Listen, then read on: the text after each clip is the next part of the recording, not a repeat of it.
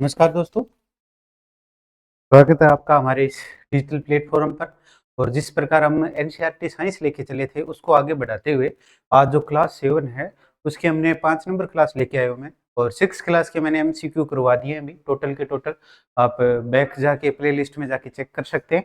और आज अपनी जो क्लास है इसको आगे बढ़ाते हुए मैं उम्मीद करूँगा भी जल्दी से जल्दी आपकी एनसीईआरटी 7th क्लास की कंप्लीट करवा के, क्योंकि रीट का जो एग्ज़ाम है उसमें भी एनसीईआरटी पूछी जाती है। तो अब आपका टाइम मैं खराब करूँगा नहीं, तो अब अपने चलते हैं क्लास के ऊपर। और चैप्टर है आपका भौतिक विज्ञान एंड भौतिक विज्ञान और रासायनिक परिवर्तन, यानी भौतिक परिवर्तन और रासायनिक परिवर्तन। ठीक है, तो इसके 2-3 नाम आते हैं। देखिए, इसमें आपको उत्क्रमणीय और अनुत्क्रमणीय भी पूछ सकता है। ठीक है, अब भौतिक का क्या अर्थ होता है, पहले तो बेसिक सा मैं बता देता हूँ।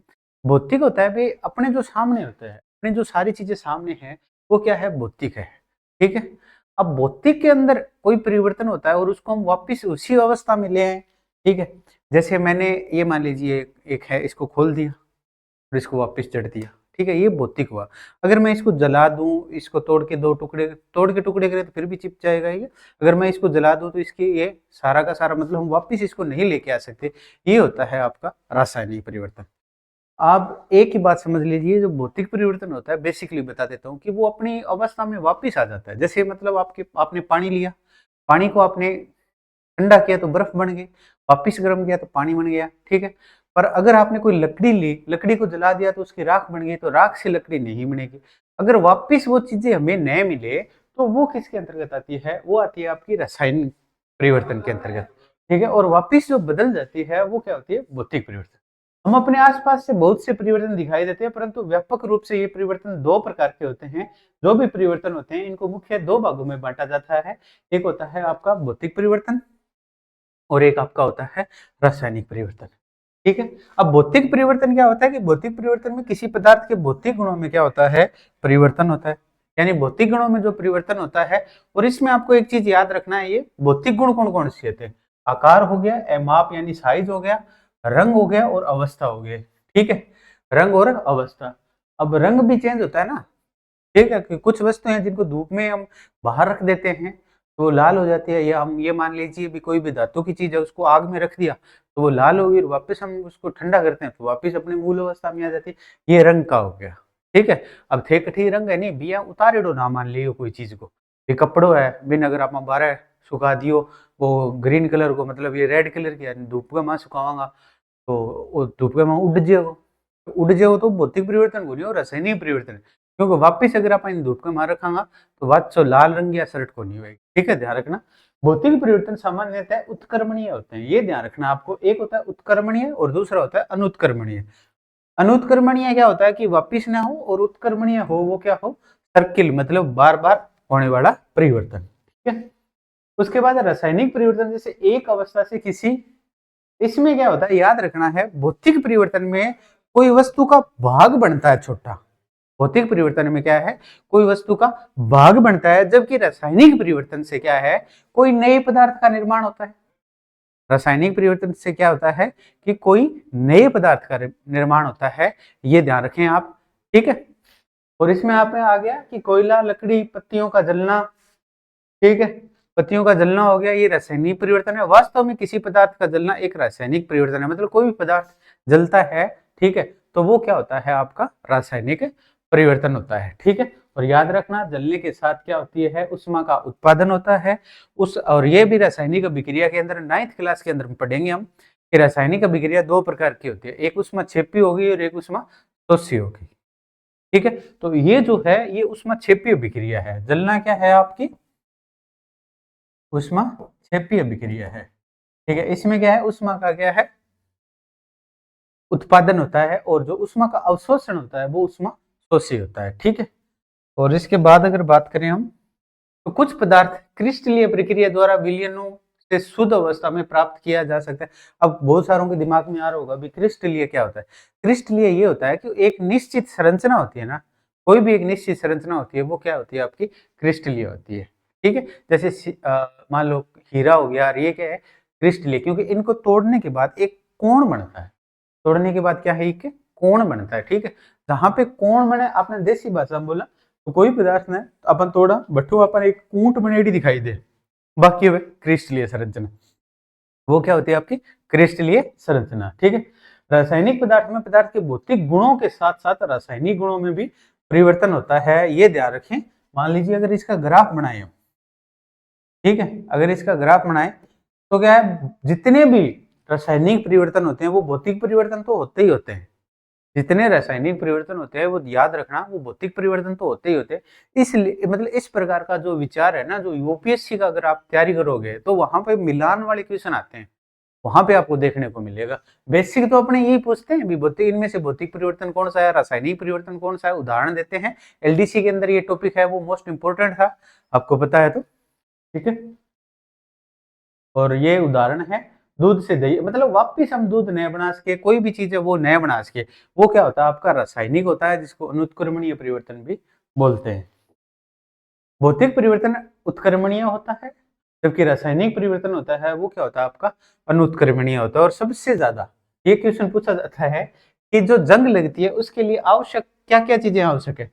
मतलब जंग, ये मान के लिए चीजें चलिए, जैसे कोई हमने लोहा है यानी एफ ही है, ठीक है, उसको क्या है अगर हम अंदर रखेंगे जहां पे नमी नहीं है वहां पे जंग नहीं लगेगी। इसके लिए दो तीन चीजें जरूरी है, एक तो आपकी ऑक्सीजन जरूरी है और एक क्या है जल, दोनों की आवश्यकता जरूरी है, क्योंकि कई बार ये पूछ लेते हैं, ठीक है। और ये रहा आपका इंपॉर्टेंट है जो इसका सूत्र है, क्योंकि कई बार पूछ लेते हैं लोहा 2Fe प्लस O2, यानी आपका क्या हो गया 2Fe प्लस O2।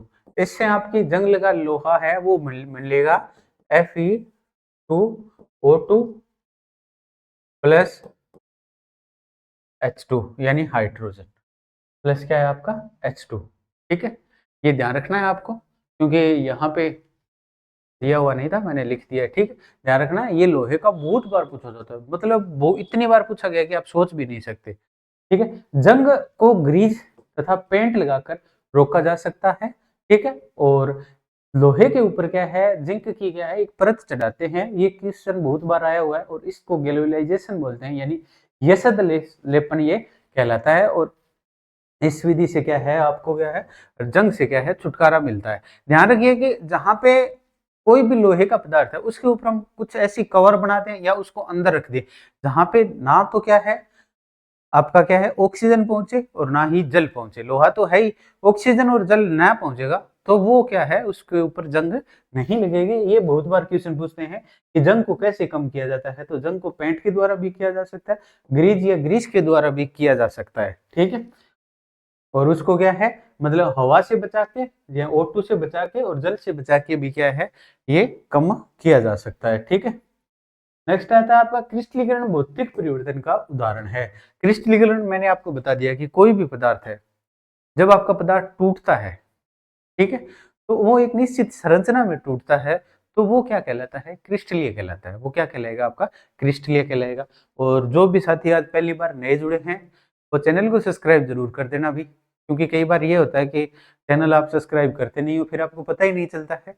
तो कंप्लीट 6 क्लास की एनसीईआरटी की थ्योरी मैंने आपको करवा दी है, उसके साथ के साथ मैंने सारे एमसीक्यू करवा दिए हैं, और ये क्लास लाइव भी आती है और वैसे भी आपको प्ले लिस्ट में, क्योंकि आप इसको 2 गुना स्पीड में करके देख सकते हो, क्योंकि एकदम बेसिक से चल रहा है।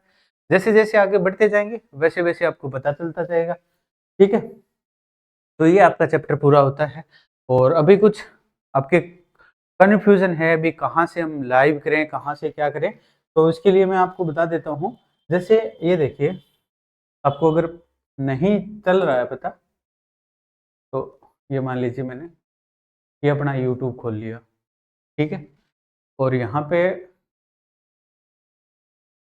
ये रहा अभी,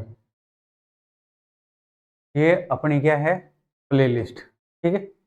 प्लेलिस्ट में जाओगे आप, ठीक है, तो यहाँ पे एनसीईआरटी की कंप्लीट है वो आपको मिल जाएगी ये क्लासें, ठीक है। यहाँ से आप देख सकते हो, ठीक है, टोटल की टोटल है वो यहाँ से आप देख सकते हो, कोई दिक्कत नहीं है इसमें। और आपकी कोई भी हो, कोई भी आपकी क्या है कोई क्वेश्चन हो तो आप कमेंट कर सकते हैं। इसके साथ के साथ अगर आपके पास एनसीईआरटी की बुक्स नहीं है, ठीक है, आपके पास स्टडी मटेरियल नहीं है, तो आप हमारा जो रियल स्टडी है एप्लीकेशन है वो ज़रूर डाउनलोड करें, क्योंकि उसके अंदर आपको मतलब इस प्रकार का लोगो आएगा आपके सामने, ठीक है। और रेटिंग है इसकी 4.9 रेटिंग है।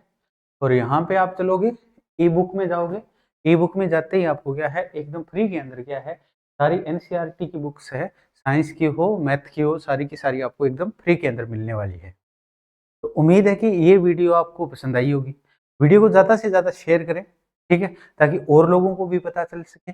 मैंने आपको बता दिया है कि ये जो है एक बार आपको ऐसा लग रहा होगा भी ये भौतिक परिवर्तन और रासायनिक परिवर्तन सर ने ऐसे कितना, ये नहीं, हम बेसिक चल रहे हैं। उसके बाद मैं टोटल आपको कंप्लीटली जितना मोस्टली हो उसके एनसीईआरटी और सबको सम्मिलित करके पूरी की पूरी थ्योरी और करवाने वाला हूँ। एक बार आपका बेस होता है ना, बेस जरूरी होता है, क्योंकि बहुत सारे स्टूडेंट है जो आर्ट स्ट्रीम से होते हैं वो फिर साइंस से और मैथ से बहुत ज़्यादा डरते हैं। तो मैथ और साइंस से डरने की ज़रूरत नहीं है।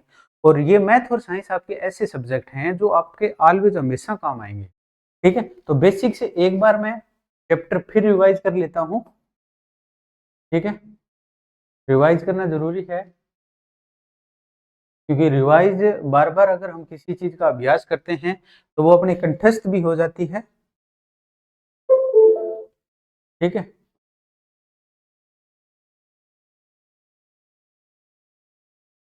आगे चैप्टर हैं वो छोटे-छोटे हैं, ध्यान रखें, ठीक है। अपने क्या है भौतिक परिवर्तन और रासायनिक परिवर्तन। यहाँ पे आपको 2 चीज़ें याद रखनी है।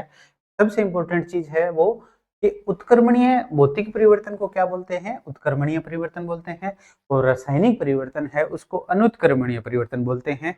और भौतिक परिवर्तन में पदार्थ के क्या है, उसका आकार हो गया, उसका रंग हो गया और उसकी जो अवस्था होती है उसके अंदर क्या आता है, चेंज आता है। उसके अंदर ही क्या आता है, वो चेंज आता है। और इसके बाद अगर बात करें हम, ठीक है, ये जो रंग है, रंग का मैंने आपको बता दिया था, कहीं आपके दिमाग में आ रहा होगा कि रंग, अब जैसे कपड़े का रंग उड़ना उदाहरण है, ऑप्शन आपसे पूछ ले कि कपड़ा है उसको धूप में सुखाया और उसका रंग उड़ गया, तो वो किस प्रकार का उदाहरण है, भौतिक परिवर्तन या रासायनिक परिवर्तन। तो ध्यान रखना, अगर पदार्थ अपनी मूल अवस्था में नहीं आता है, पदार्थ अपनी मूल अवस्था में नहीं आता है तो वो हमेशा ही रासायनिक परिवर्तन होगा। ये इंपॉर्टेंट लाइन है, क्योंकि रंग थोड़ा सा अलग लगता है। ये भौतिक परिवर्तन भी हो सकता है और रासायनिक परिवर्तन दोनों हो सकते हैं। तो बेसिकली आपको याद रखना ये जरूरी है। उम्मीद है कि ये आपको क्लास पसंद आई है, तो वीडियो को ज़्यादा से ज़्यादा शेयर जरूर करें। मिलते हैं नेक्स्ट वीडियो में एक और टॉपिक के साथ। Thanks for watching.